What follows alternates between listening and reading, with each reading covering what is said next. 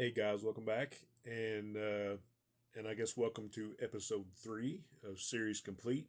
And because this is episode 3, I thought I'd go ahead and do a trifecta. So you get 3 for the price of 1 in this episode, and a little short run series from Marvel. Uh, First one I want to get to is Ka-Zar, our favorite guy from the Savage Land. Now he was originally a pulp character, and he came out and had his own pulp magazine. I think it was 1936, and his name then was David Rand, and so he went from the pulps to Timely Comics, I guess it was then. But he was in Marvel Comics #1, and I guess Marvel Mystery Comics 2 through 5.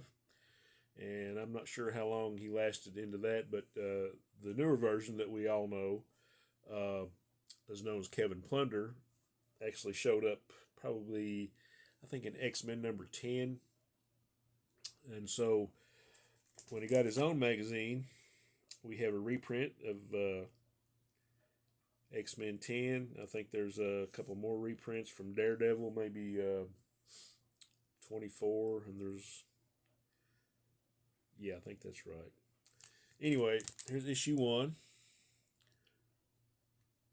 I would call this late silver, early bronze age right here, 1970.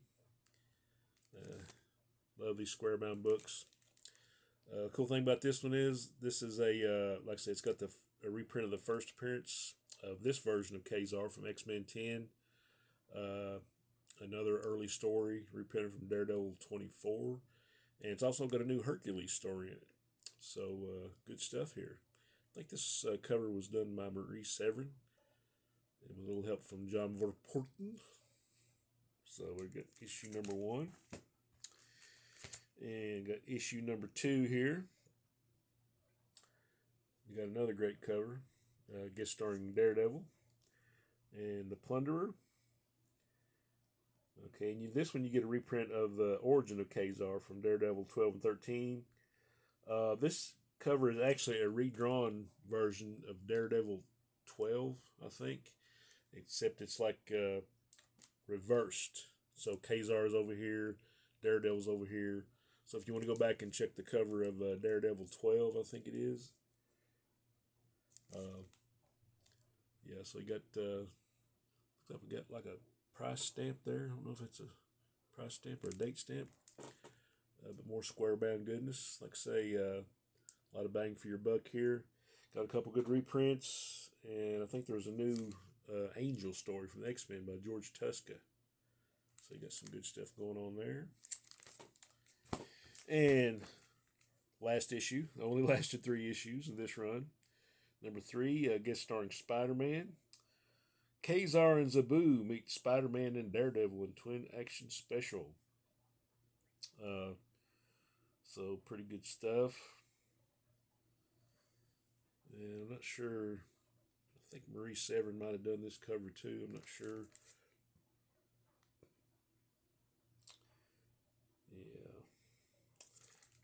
Yeah, I believe this was Marie Severin and Sal Buscema.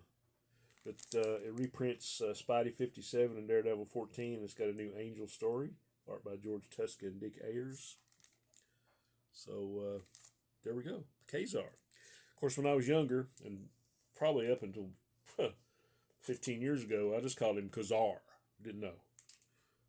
Some people might prefer to call him Ka-Zar. I don't know. But there we go. First series of Ka-Zar. So we have that. And series #2 complete. One of my favorites is Black Goliath. And I'll go ahead and show this one. This is not part of the series, but this is the first appearance of Black Goliath in Luke Cage Power Man #24. There he is taking on Luke. Sweet Christmas. What a cover. How about that? Good stuff. Okay. We'll pull up Mr. Goliath here. And I think the actual, like the character of Black Goliath, his name was Bill Foster. I think he actually showed up like in Avengers 32, before he got his powers and all that. So and I think he was actually can't remember if it was Tony Isabella. Let me look at my notes real quick. Yeah, Tony Isabella and George Tuska co-created it. So here we have issue number 1.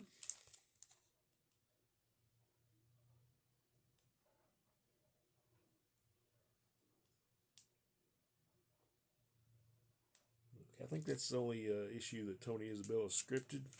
I think the rest were scripted by Chris Claremont. Here we have issue number 2, White Fire Atomic Death, Atom Smasher. One version of Atom Smasher, anyway. This cover here is by Buckler and Frank Giacoia. Like some of the other covers by Ron Wilson, Jack Kirby, Gil Kane. So some nice stuff going on there. I think for the most part, was Tuska and Vince Collette on the art on most of these. I think Rich Buckler did some of the art. Anyway, here's number 3. Yes, think you're such a big man, Goliath. Here's where Vulcan cut you down to size. How many characters have been called Vulcan other than Mr. Spock? Yeah. I think Don Heck and Keith Pollard also did some art, maybe in the last 2 issues. This is the first issue of Black Goliath I ever had. I still have it. It's been well loved. This is number 4. So, yeah, Rich Buckler and Don Heck in this one. So pretty cool. And I finally got one with a cover on it by the late, great King, Mr. Kirby himself. So lots of fun stuff there. And last but not least, issue 5. Cover pencils by Gil Kane. 2 innocent lives hang in the balance while Titans rage. So, there we go. All right. Taking care of Black Goliath.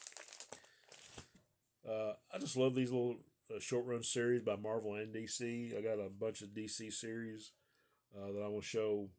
Some of them for the first time, some of them again. Our good friend Eric K said he would like to see some of the ones I've shown again. So we're going to do our best to satisfy that request. And last but not least, just because he's like an oddball character, I don't know what it is about these guys that show up and don't stay for long that you just wish they had stayed. So here we got Skull the Slayer, number 1. The Gil Kane and Al Milgrom cover. I think Marv Wolfman, Steve Englehart, Bill Mantlo did most of the scripts. And artist that you don't hear of too much by the name of Steve Gann did this issue and maybe the second one. But yeah, it's an interesting story. I don't know why, but in a way it kind of reminds me of Warlord, the DC did, because he's kind of like a man out of time, and he's from present day, but he's like fighting dinosaurs at some point. I'll have to go back and read this series, but I always thought it was kind of cool. Just recently completed this one, maybe a couple of weeks ago. There's just 8 issues, so. Okay, issue number 2. Battle in the Dawn of Time, Man Against Gods. Action, dinosaurs, lost lands, cavemen, aliens. This one's got it all. This is why we read comic books, folks. Just for this kind of stuff. Number 2. This might be a childhood cup too, because this one's a little bit rough. So this is another Gil Kane cover. I think Tom Palmer helped him on the inks. I think besides Steve Gann, we had art by Pablo Marcos, Sal Buscema, Mike Esposito, and Sonny Trinidad on these issues. So, in which this was kind of the way of a lot of early to mid 70s short run series. They would have 5 or 6 different art teams, and a lot of different scripters or writers, I guess you could say. But to me, that's kind of the charm of it, you know. So, skull number 2. Skull number 3, mechanical murder in the world of dinosaurs, trapped in the Tower of Time. It's a Ron Wilson cover.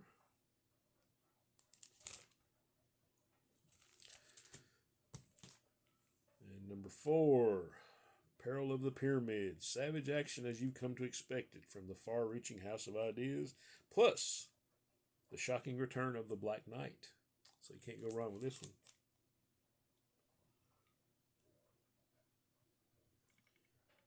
I think that's a Rich Buckler cover. And number 5, I always like this cover. I think this was the last one that I needed to get. Got it a couple weeks ago. And even with the Black Knight beside you, Skull, your battle in vain. Black Knight's another cool character you don't see a lot of. And this, nothing that lives can defy the demons of Slither Rogue. Okay. Slither Rogue. Okay, it sounds like a bad cover band. But anyway, there he is in all his beauty. More Rich Buckler on the cover. Another great cover here by Buscema and Mike Esposito. Number 6, The Savage Sea.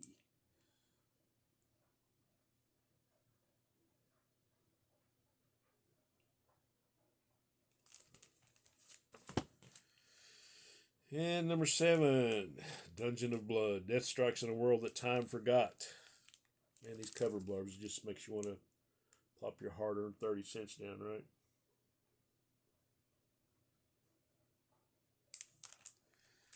And last issue, number 8, This God Must Die. And he kind of looks like Hercules there, but I guess that's the Jack Kirby influence, because Kirby did this cover. So pretty cool stuff there.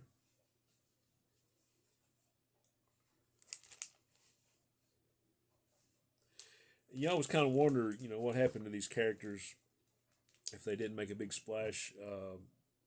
I think the next time Skull showed up was in Marvel 2-in-1, 35 and 36. I think he was in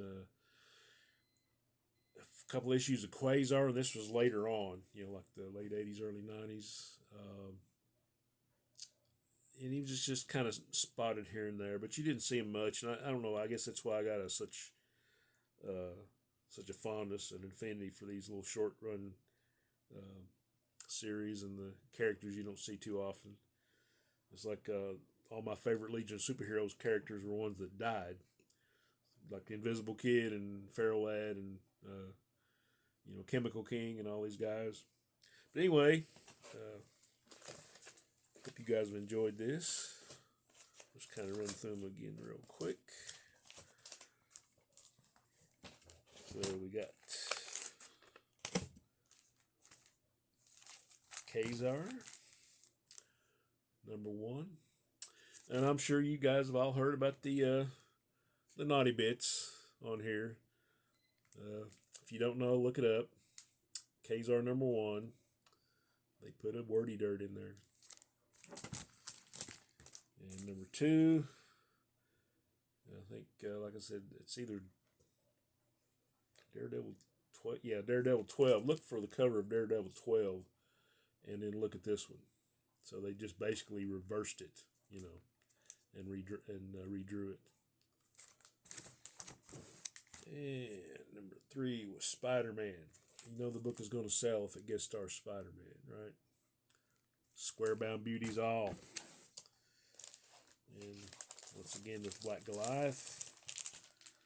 First appearance, Luke Cage, Power Man, number 24. Created by Tony Isabella and George Tuska. And here's number 1. You gotta love that cover, right? And I think the character of Bill Foster actually showed up in a Marvel movie or TV. Maybe it was Ant-Man. One of the Ant-Man movies he showed up. Didn't turn into the Black Goliath, but I think Lawrence Fishburne played Dr. Bill Foster. can't remember what movie it was. Number 2 again. I wonder if this Atom Smasher and DC's Atom Smasher ever had a tussle. Fun to think about. And number 3, Black Goliath. It's like this character here is like what would happen if Hyperion of the Squadron Supreme and Quasimodo had a baby. That's weird, right? And here's number 4, my beloved coverless childhood copy. My beloved with a cover copy by Mr. Kirby. And number 5, the Gil Kane cover. And Skull Slayer. Give you one more look through at that. Don't want you to get cheated here. Issue number 1. Number 2.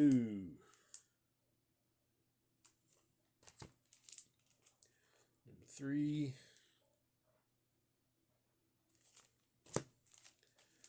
Number 4. Seems like I've seen this character before. He looks kind of familiar. Number 5 with Slither Rogue. Sorry, guys, that's just funny to me.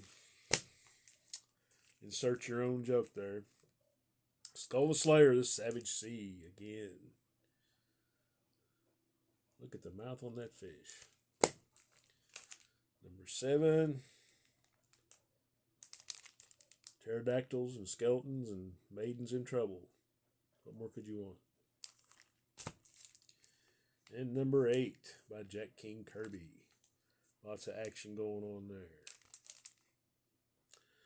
So there we go. Episode 3 of Series Complete. Hopefully soon I'll be able to, I've got another one right here I can do. Maybe a little bit later on this week. I've got another Series Complete I want to do. And I really need to start reintegrating this stuff back into the boxes because it's getting out of hand.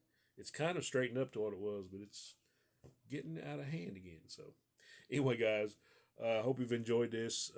I've enjoyed making these and preparing them and looking through the books and reading them again. It's just that's why we do what we do. That's why we collect it. We love the stories. We love the art. We love the covers. We love the continuity. We love the crossovers. It's just there's just so much to love about this hobby. And hopefully you guys are having a good week. And hopefully you will see me again soon. Onward and upward.